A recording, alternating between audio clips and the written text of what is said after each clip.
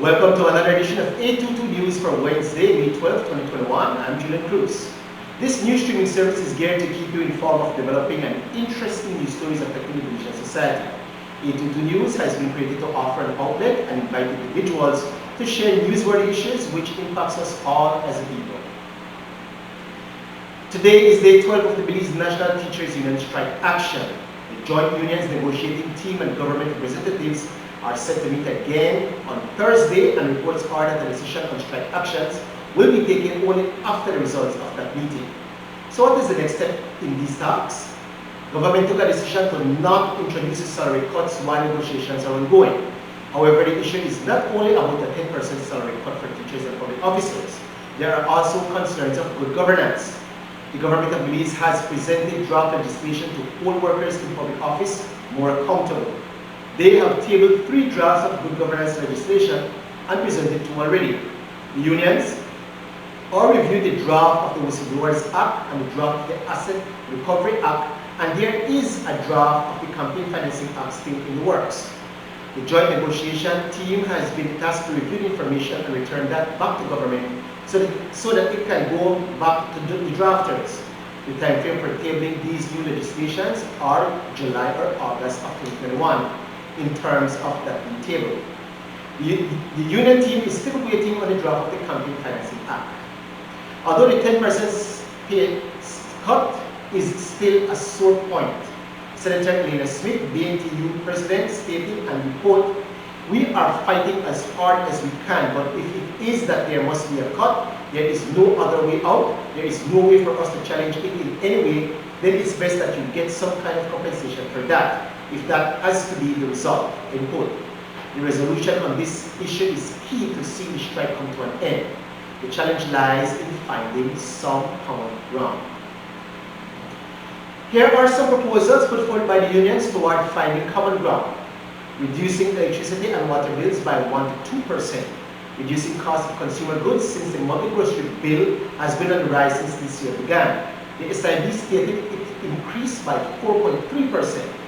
Reduction on or refinancing of mortgage payments, particularly through the National Bank and other government lending agencies.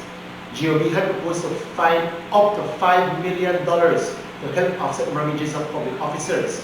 But the union team indicated that it would only offer marginal help of $50,000 to $75,000 for many officers. Sharon Fraser, president of the APSSM, was quoted as saying, "Government has said that they will dedicate $3 to $5 million to these institutions.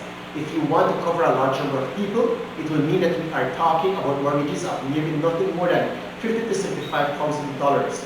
Most of the senior managers will already have a mortgage and clearly not $50,000 or $75,000.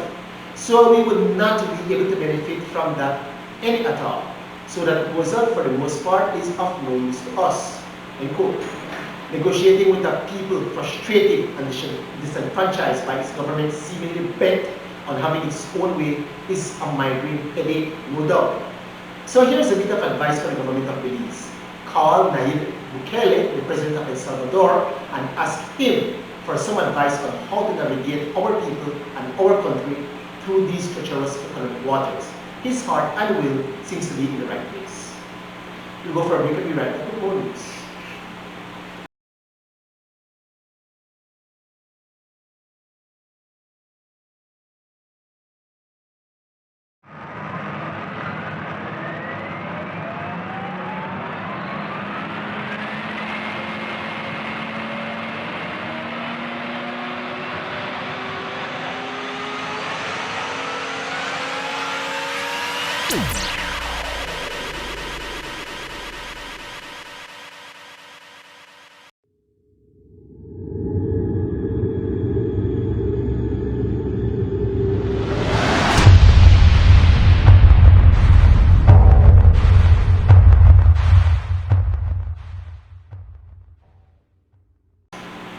Here is something interesting to think about.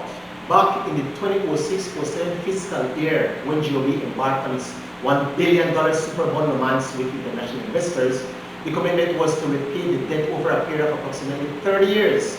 Well, fast forward 15 years, and we still owe over $1 billion, actually $1.1 billion. All those payments made were simply toward the interest on the bond.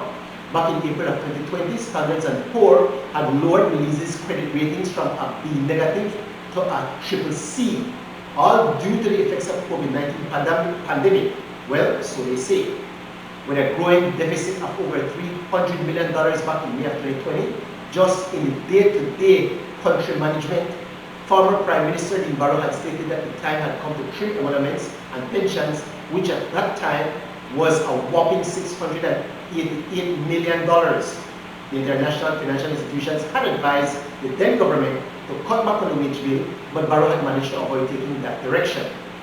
International institutions such as the IMF is now calling on governments all over to reduce their debt. We are down $1 billion plus with no end in sight. And remember, the international investors are now pressuring Belize to consult with the IMF to help us restructure our debt burden. I personally feel bad for our little country, broke as hell and looking to get gobbled up by a neo-colonial capitalist system, sucking every last cent out of our financially anemic backside. Inflation is reducing our purchasing power, and the dreaded devaluation may be looming on the horizon, although no one wants to talk about that bitter pill. Now is a great time to court the rich folks from the Middle East for some of that good Arab money. Belize made history when CARICOM heads of government unanimously selected Dr. Carlet Barnett as CARICOM's 8th Secretary General. She is the first woman to hold the post and the first Belizean. Here is how the good doctor shared this moment. Quote, well, it's obvious I am very proud of it. It's a singular achievement. There are a couple of things that I would like to see us do a little bit more of. One, sharing information of what CARICOM is doing much more frequently and in ways that are easier to digest by the average citizen. But more than that, I believe we can also bring more groups of stakeholders on board than we have tended to in the past. We've tended to deal primarily with the private sector, with labor in particular, but we've not really had active interventions, active inclusions on the youth population, the NGO sector, more widely, people who really do need to become much more involved in order for them to be able to understand first what CARICOM is doing, but also to carry the message about CARICOM into the next generation. Because youth of today will be running CARICOM when we are gone, end quote. Dr. Barnett will take up her 5 years term in mid-August after Ambassador Erwin LaRoque leaves office. He has served 2 terms as CARICOM's Secretary General. The Belize Tourism Board has taken the decision that travelers entering the country will no longer be required to download and complete the Belize Travel Health app prior to arrival. This adjustment to Belize's COVID-19 prevention regulations is outlined in Statutory Instrument Number 51 of 2021. The BTB notes, however, that Belize does still require that all arriving persons must provide either proof of full COVID-19 immunization, received at least 2 weeks prior to arrival, or a negative COVID-19 PCR test taken within 96 hours of travel, or a negative rapid test taken within 48 hours of travel. In addition, international tourists must book at a gold standard hotel and present information at immigration. We'll go for a break and take a look at the weather forecast.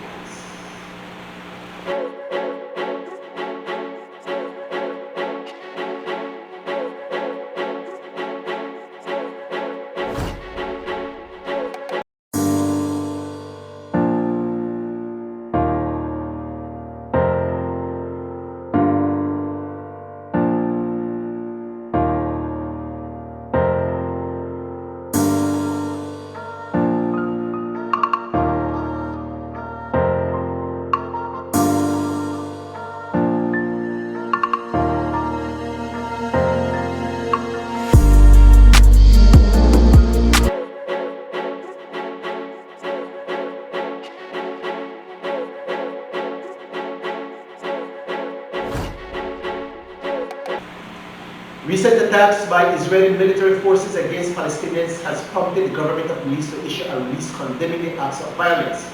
On Friday of last week, Israeli officials used stun grenades and smoke grenades against Palestinian protesters outside the Al-Aqsa Mosque in East Jerusalem. The Israelis eventually made their way inside the mosque. The recent attacks against Palestinians in the area are the latest in a decades-old land dispute between the two groups. Israeli Jewish settlers have laid claim to Shiite Jarrah, a community that is reportedly home to hundreds of Palestinian families. Members of the community have engaged in violent protests with Israeli authorities over the recent dispute. Reports are that dozens of Palestinian citizens and Israeli officers have been killed in this latest confrontation. The government of Belize on Monday issued a release placing on record its deep concern about escalation of tensions over the last few days. The release states that Belize unequivocally condemns the violent confrontations and attacks against civilians of the Al-Aqsa Mosque compound. The release noted that any forcible eviction of Palestinians will be a flagrant violation of international and human rights law. These latest attacks have been described as the worst since 2014. Belize also called for Israel to respect the Palestinian people's own rights and fundamental human rights. Well, good luck with that one. And as usual, for any contributions, comments, or concerns, 822 News can be reached through maxwellerbelize@gmail.com or call cell number 635-1240. Stand up and speak truth, Belize. Until we see you again next time, goodbye and safe journey.